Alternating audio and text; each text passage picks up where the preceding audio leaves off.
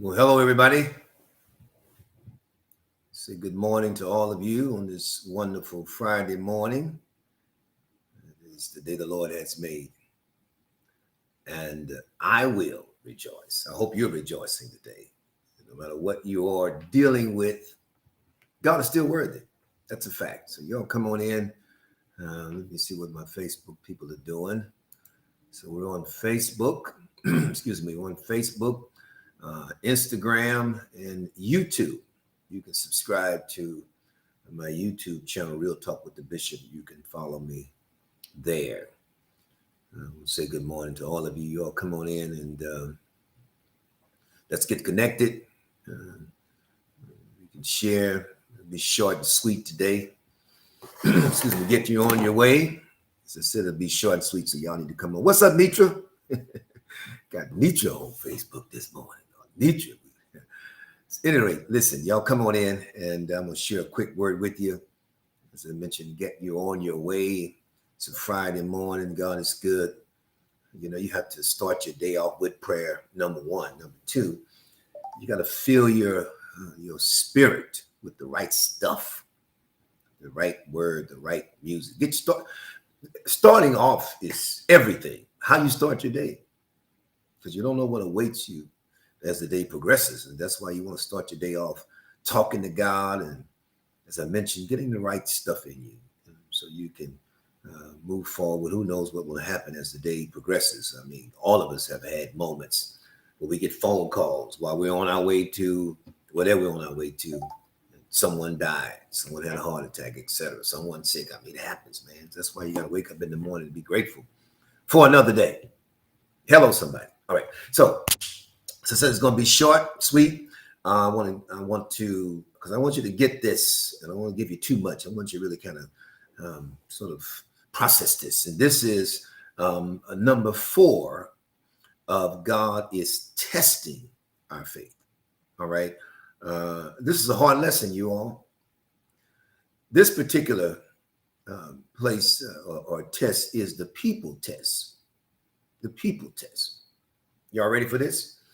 Because it is that place, it is that moment, it is that situation that God allows you and I to be exposed to test us, to gauge how we're going to respond to people in a faith way.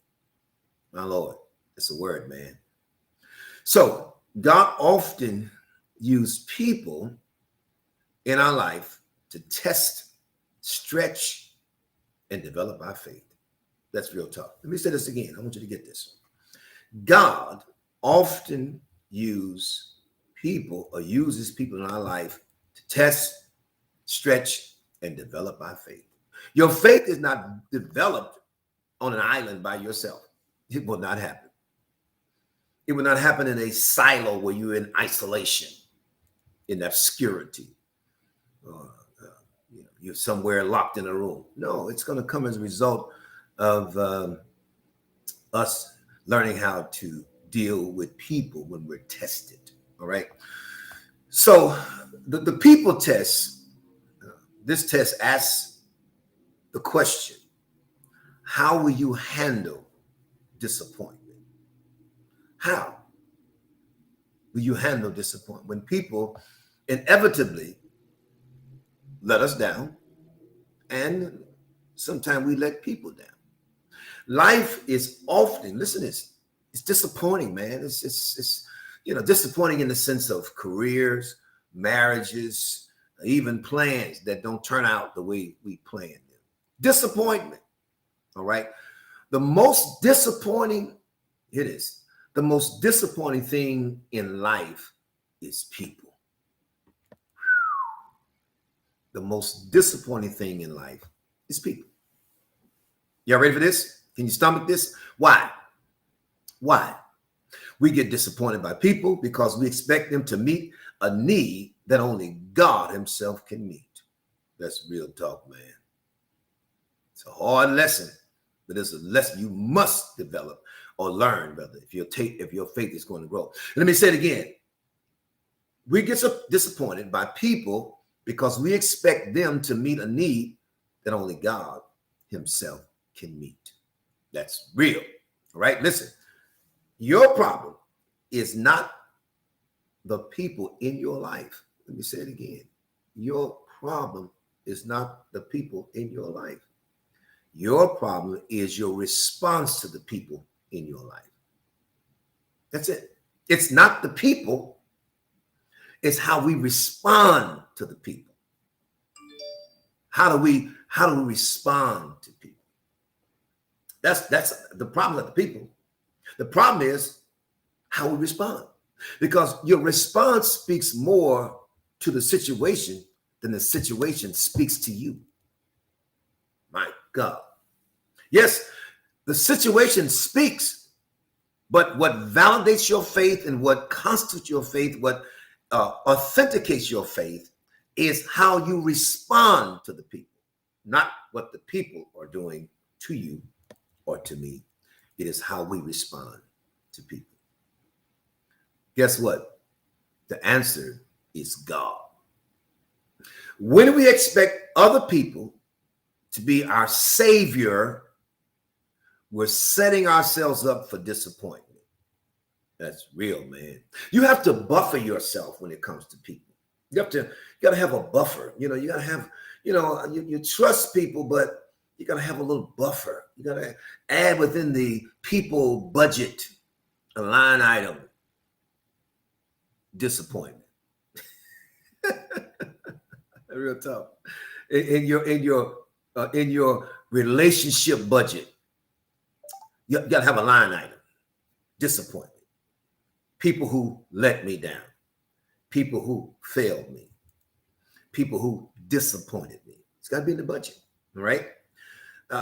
So Jeremiah 17:7 says, "Blessed are those who trust in the Lord and have made the Lord their hope and confidence." Blessed are those who trust in the Lord and have made the Lord their hope and confidence.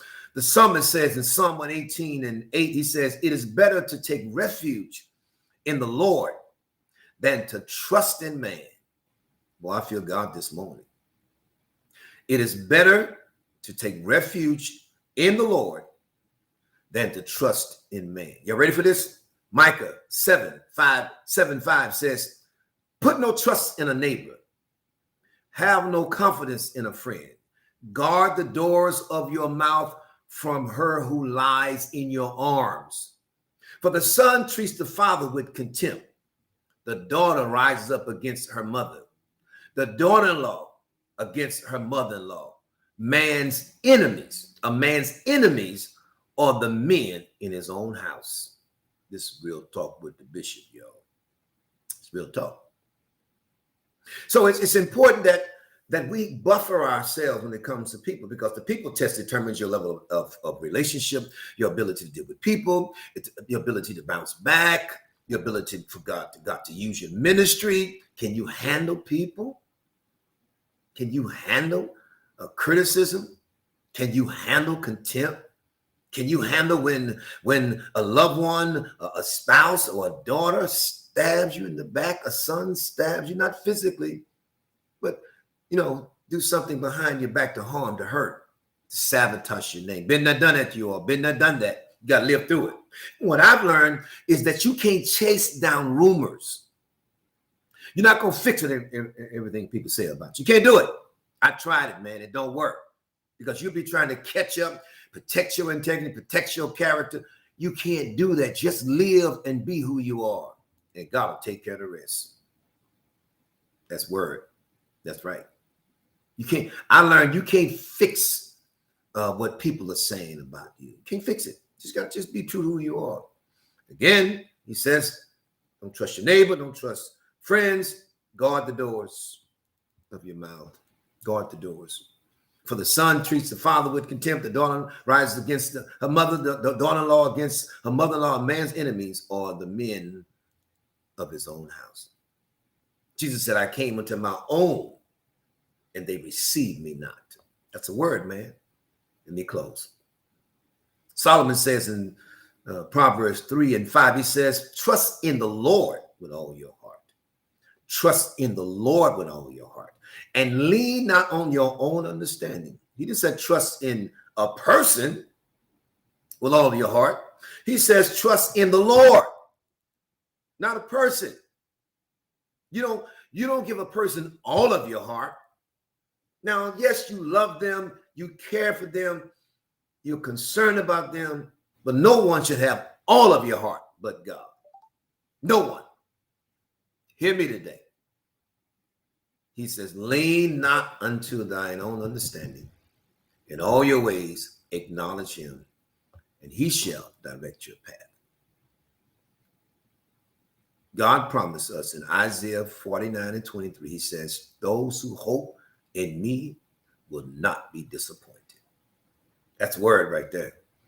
He said, those who hope in me will not be disappointed. You're going to be let down. You're going to go through betrayal.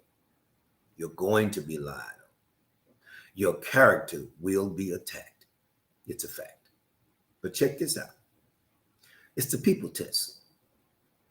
Can you go to battle and can you still do ministry? Can you still serve? Can you still sing, teach, preach, pray, work in church, go to work with people that you know that have set on an ambush to stop you? It's called the people test.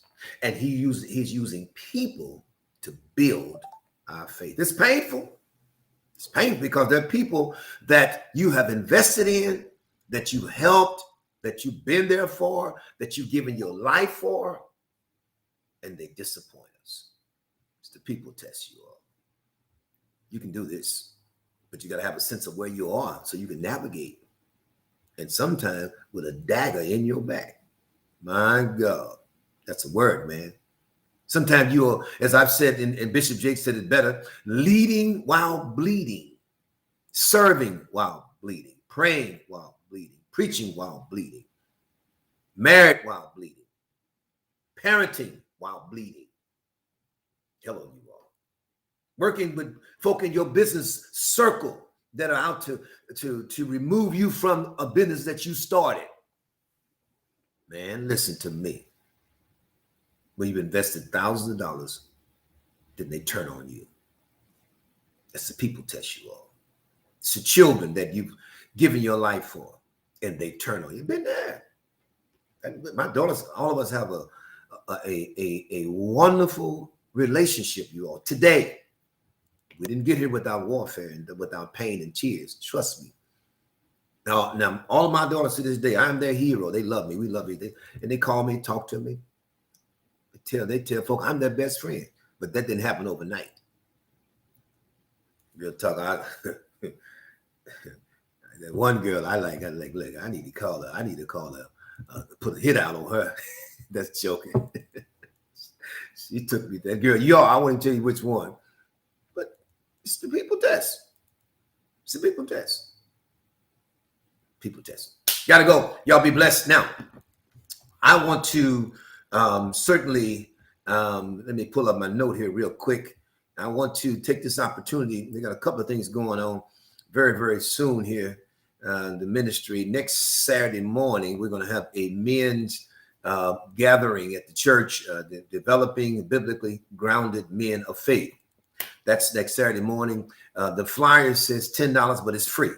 We decided to make it free. So we're inviting men, women, your husbands, your sons, your fathers, your grandfathers next Saturday morning, starting at 9 a.m. at our church, and the flyers on social media. We invite all men to come. All right, it's free.